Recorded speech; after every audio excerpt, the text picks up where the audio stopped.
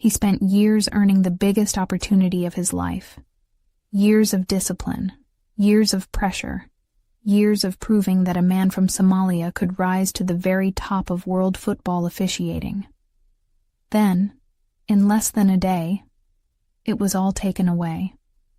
Not because of a mistake on the pitch, not because of corruption, not because of incompetence, but because when Omar Artan landed in the United States for the 2026 FIFA World Cup, he was stopped, questioned for 11 hours, placed in a holding cell, and ultimately sent home. No match, no debut, no World Cup. The first Somali referee in history selected for football's biggest tournament never even made it past the airport. And then something remarkable happened, as FIFA tried to explain the situation, as critics around the world demanded answers.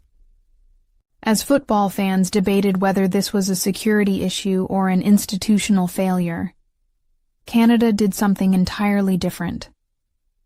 Canada opened its arms. Canadian leaders publicly invited Omar Artan to referee in their cities. They welcomed him. They celebrated him. And in doing so, they created one of the most extraordinary moments of the entire 2026 World Cup. Because this story is no longer just about one referee. It is about what happens when the values football claims to represent collide with the realities of politics, immigration, and institutional responsibility. So, what really happened? And why has Canada's response become one of the defining stories of this World Cup? Let's begin with the man at the center of it all. Omar Artan was born on the 6th of June, 1992, in Mogadishu, Somalia. He grew up in a country that has endured decades of instability and conflict. But football gave him a purpose, not as a player, as a referee. The person responsible for fairness, authority, and order on the pitch. He climbed through Somalia's football system. He earned his FIFA badge in 2018. In January 2024, he became the first Somali referee ever to officiate at the Africa Cup of Nations. He officiated the CAF Champions League final. He was named African Referee of the Year for 2025, and then came the call every official dreams of receiving. FIFA selected him as one of only 52 referees trusted with the 2026 World Cup, the first Somali in history. The achievement was enormous, not just for him, for his country, for African football, for every young official who believed impossible dreams could become real. Then came Miami. He arrived with a valid visa. He carried his FIFA accreditation. He had all the required documentation. According to reports, he was questioned extensively, with significant focus on Al-Shabaab, a militant group operating in parts of Somalia. He was later deemed inadmissible. No detailed explanation was publicly provided, and just like that, his World Cup was over. One airport decision erased years of preparation. The reaction was immediate. Football supporters across the world expressed disbelief. How could a FIFA-selected World Cup referee carrying valid documentation be unable to participate in the tournament? He had earned the right to officiate. Then came FIFA's response. The governing body confirmed that Omar Artan would not participate in the tournament.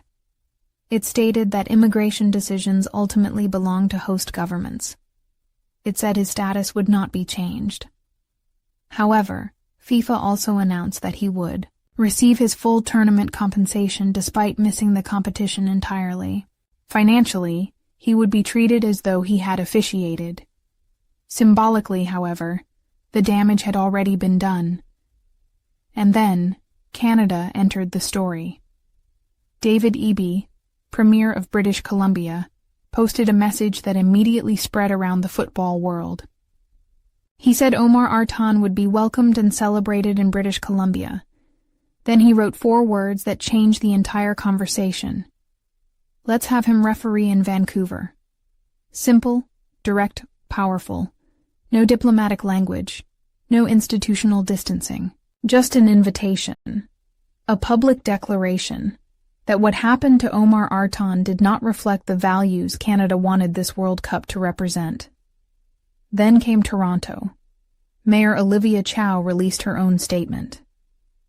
She said, denying entry to Omar Artan, a man who had earned his place through hard work and perseverance, was not right. She said Toronto believes in fairness and inclusion, and then she made an even stronger commitment. She announced she would write directly to FIFA to tell them Omar Artan would be welcome to referee in Toronto. Again, the message was unmistakable. You earned your place. You belong here. We would welcome you. Then Ontario opposition leader Merritt Stiles joined in. She said Omar Artan had earned his place on the world stage and should be welcome to officiate matches in Toronto. 3 Canadian leaders, 3 separate statements, 1 message. What happened was wrong, and if they had the ability to change it, they would. But then another problem emerged, one that exposed a major flaw in FIFA's tournament structure. All referees at this World Cup are managed from one centralized operational hub, in Miami. Officials are not independently assigned by country. They are not based separately in Canada, Mexico, or the United States. Everything runs through Miami. Training, preparation, meetings, assignments, protocols, everything. Because Omar Artan was denied entry to the United States, he could not access the Miami hub. Because he could not access the hub, he could not become part of the officiating group. And because he could not become part of the officiating group, he could not referee matches in Canada. Even if Canada wanted him there, even if Vancouver invited him, even if Toronto formally requested him, the structure itself made it impossible. And suddenly the story became bigger, much bigger. This was no longer only about immigration, it was about tournament design. Why would a World Cup hosted by 3 nations depend entirely on one country for its officiating infrastructure? Why was there no backup system? Why could officials not train in Canada or Mexico? Why was participation in a tri-hosted World Cup effectively dependent on entry into a single nation? Those questions have no easy answers, but they are now being asked all over the football world. Then came another extraordinary development. UEFA appointed Omar Artan to officiate the 2026 Super Cup final. He will become the first African referee in history to lead a major UEFA final. The message from European football was immediate. Football still believes in him. His career remains intact. His achievements remain real. And then came Somalia. Thousands of people gathered to welcome him home. Not for a football match. For him. The president of Somalia called him personally. The country celebrated him. And amid all the disappointment, Omar Artan spoke with remarkable dignity. He said what happened was fate, and then he made a promise. God willing, I will attend the next World Cup. Those words may end up defining this entire story, because football has always been about resilience, about setbacks, about coming back stronger. Canada welcomed him, Europe honored him, Somalia celebrated him, and football supporters around the world remembered what he had achieved.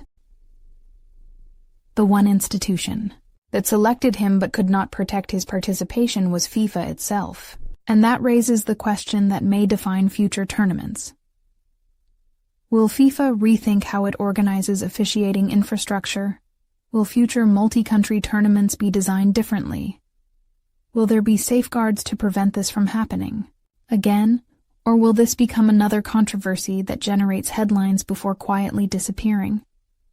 Omar Artan believes he will return. Canada believes he belongs on football's biggest stage, and millions of fans believe this story deserved a different ending. Maybe the next World Cup will provide one. But for now, one image remains impossible to forget. A referee who reached the pinnacle of his profession. A man who earned his place among the world's best. A man welcomed by an entire country, yet unable to officiate a single match because the system around him failed.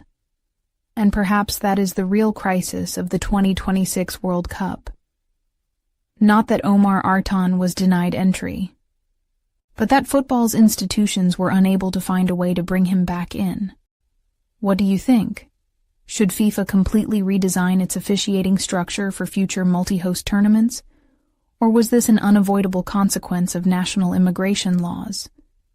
Let me know in the comments below, because stories like this don't disappear quickly, and football, as always, never stays quiet for long.